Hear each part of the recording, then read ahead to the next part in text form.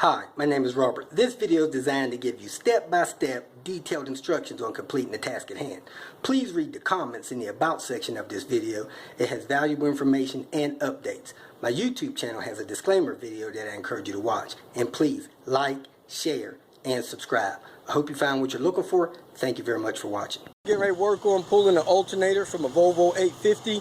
I was driving yesterday and the alternator failed. The first thing I noticed was it was getting a little hard to start. Then the voltage meter dropped below 11.5. It was fluctuating. One time I drive it was like 11 volts. Next time I drive it was like 13 volts. That went on for a day and a half. Then last night on my way home I was driving along and I noticed the ABS light came on, which is rare for the 95 850s. Then the SRS light came on, and then the battery light came on, and I looked at my voltage meter. My voltage meter was under 10 and it was dropping because it was getting dark and I had my headlights on. So your car will drive off the battery. The first thing I did was cut everything off. I turned my headlights off, drove with my parking lights. I cut my radio off, I cut my fan off, so that the only thing that was being operated by the car was the necessary electronics like fuel injection and transmission solenoid, stuff like that. I was able to drive 7-8 miles. I made it home, pulled into my parking spot with the transmission fishing for gears, and when I shut it off, tried to restart it, 10 seconds later, it was dead as a doornail. So I'm going to go ahead and replace the alternator. So let's get started. Here's the tools I used to change the alternator on the Volvo 850 S70 from 93 probably all the way to 2000. I had the pan here to catch the coolant. I got 1/4 inch tools, short extension. I got 8mm, 10mm, 12mm, and 13mm deep and shallow. I got the box in 12 and 13mm. Got the little screwdriver. I got the yellow tool that I use to pull my serpentine belt and a screw to pin it open. I got the 3/8 inch drives, short extension, 12 and 13mm sockets. I got that little swivel, and I got the 10mm to pull the battery loose. I got the breaker bar for the tight bolts. I got the brush to clean off the components and the water hose connections, and needle nose pliers in case I needed a little help. Then I got that other box in wrench to help me with some force. Use that as a breaker bar. Then I got the magnet in case I drop any screws. Got my knee pads when I'm crawling around on the ground. That's pretty much it. And then I got the box in wrench and the screwdriver. I use a screwdriver for tightening and loosening the heater hoses.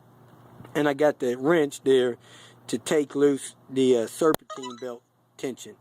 That's all the tools I needed.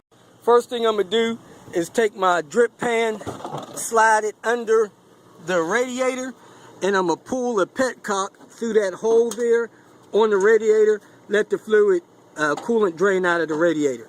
I think you could do it with a deep 13. I reached up there, I got that loose with a 13mm deep well socket.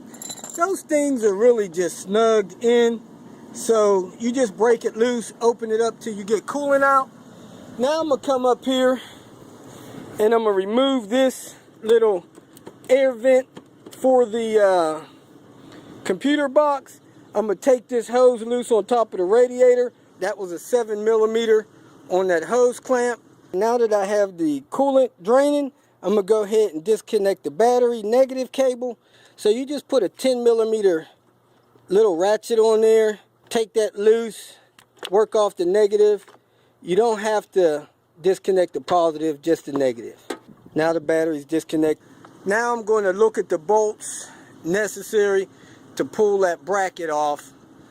Here's a remix on this video because a lot of people cry, "But I don't see the ball.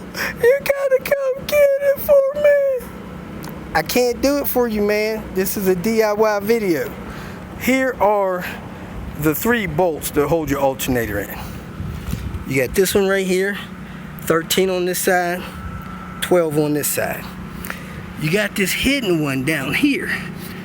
That's a 12. That bolt also holds the front of this bracket on that pulley. Then you got the third one in this hole right here. 12 on that side, 13 on that side. So 1, 2, 3 for the alternator. And then to get this bracket off, after you pull this one down here, you got to pull this one that comes through here from right here. 1, 2, 3, 4. Swing this up out of the way, pull your alternator out. I hope that helps. Remove this bracket first. Take the whole bracket assembly off. First, I'm going to go ahead and take loose the serpentine belt. Alright, this is the tool I use to get the serpentine belt loose. I slide that in the hole, then I pin it with a screw or a special pin that I have. I have the tension off the serpentine belt. You might want to take a special note as to how this belt wraps around through there. A lot of people get confused when they put this belt back on and they can't get it on right. Say it's got all kind of slack and things like that. So pay close attention to how that belt was on there. So when you take it off, you can get it put back on there.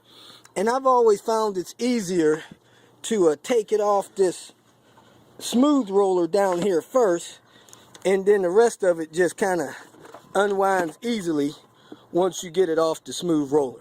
I got it loose here, and I'm gonna go ahead and start working on getting this bracket off with the power steering pump. The first bolt I'm gonna pull out of this power steering pump situation is the 13mm bolt there, which is the top of the alternator. I use the 13mm socket, a long extension, and a regular 3/8 inch drive. The second bolt I'm gonna go after is the bolt that is right here at the tip of my magnet. You can see it all the way down there past this elbow that goes inside the manifold. On the other side, it's right below the bracket that bolts the tensioner bracket on, and it's a 12mm. So I use a 12mm deep socket. It's on pretty tight, so I'm gonna put a breaker bar on there to break that loose and pull that bolt out. The next thing I'm gonna do is unplug the temp sensor, get that wire out of the way, and then I'm gonna look for the bolt on the bottom of the alternator to get that out. There's a bolt all the way down in the bottom of the alternator, down low, and it's real hard to get your hands past these coolant lines and power steering fluid lines. So I normally pull this dipstick out. If you look down there, the dipstick mounts to the bottom of the intake manifold with one 12mm bolt. So go ahead and reach under there and take out that 12mm bolt, and then you'll have room to reach that lower alternator bolt down there. And it's a field bolt, you can't really see it. I reached down behind the alternator, found a 12mm, pulled it there. I pulled this top 12mm out here. I suspect that the alternator is totally loose and this pump bracket is totally loose. So I'm gonna jerk and pull this stuff up out of the way, but I'm gonna go ahead and disconnect the electrical wiring on the alternator before I try to pull it all the way out. I unwired the alternator.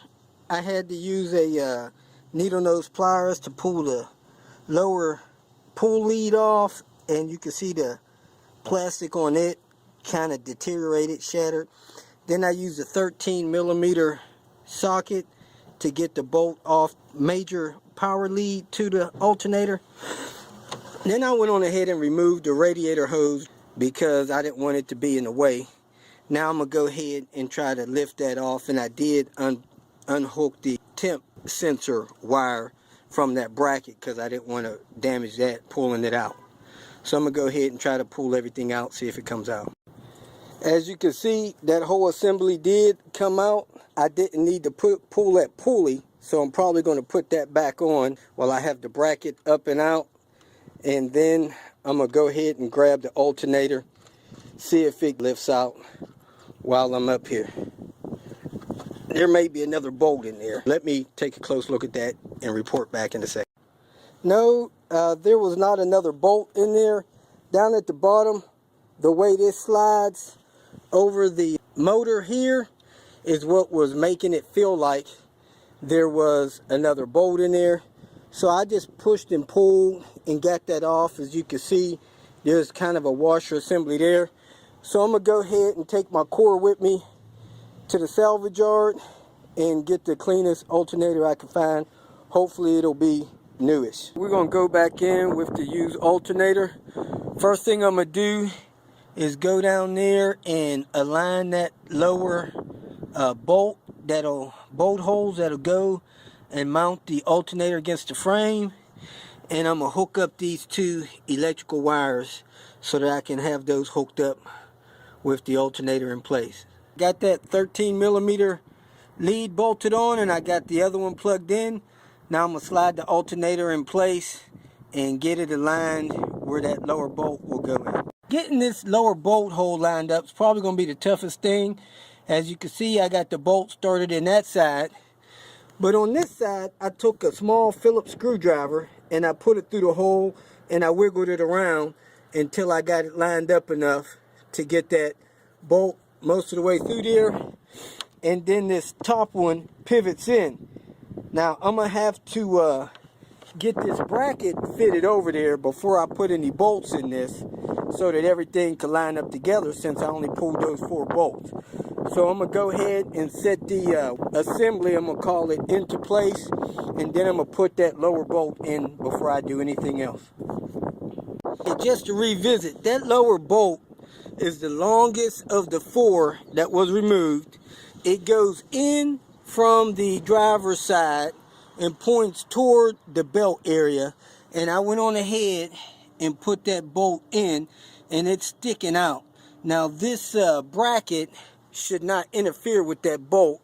I went on ahead and screwed my newer idler puller on, since I pulled that from the junkyard as well. Now I can be more aggressive with sliding this into place. It appears that that has been slid into place. I got this bolt up here aligned. It has a nut on it. The alternator is just about aligned in that top hole, and I'm gonna go ahead and slide the bolt through this front hole and then align the other 3 up before I tighten any down. Here's the deal with putting these bolts back in. The longest bolt is the one at the bottom closest to the axle that pushes from the driver's side to the passenger side where the belts are. That's the longest one. The shortest one doesn't have a nut on it, and it's the one that goes up top, has its own bolt right there behind that vacuum tube. It pushes right below the serpentine belt tensioner and goes into the nut that's built onto the bracket. The other 2 bolts, one goes on the front and the other one goes in the top back of the alternator. You can see it wiggling there. These 2 top alternator bolts have nuts, and the bracket one doesn't have a nut.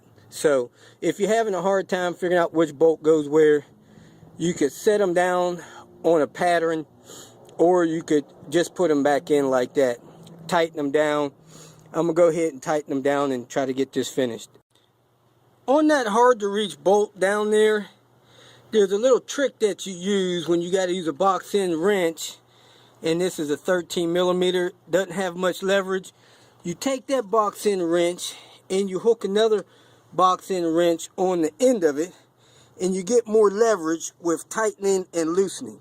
So that one in the back, you may have to use this double back box end wrench trick to get that bolt loose and tight again. I was having a little bit of a hard time tightening that last lower bolt all the way down there tight, and that's the one I believe you need to tighten first, because it doesn't have a nut on it. It actually screws in the back of that bracket that holds that idler puller.